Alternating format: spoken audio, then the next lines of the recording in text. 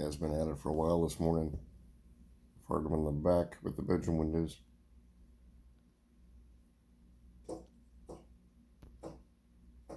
You can hear him go, ow, ow, ow. Windows aren't super reflective or anything, they're normal windows. I think he sees himself and he's fighting himself off. Or he's trying to find a hiding spot.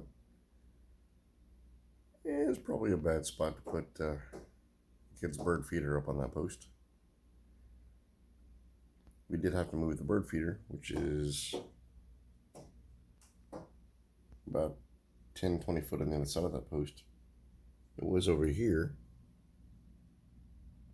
And all the cars are getting crapped on left and right.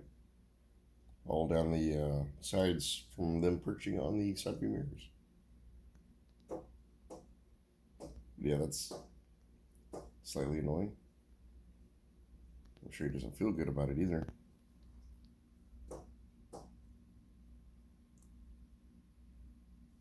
We should probably check the birdhouse to see if we put it too close to the house. Maybe it needs to get moved further away. Relocate him down the woods.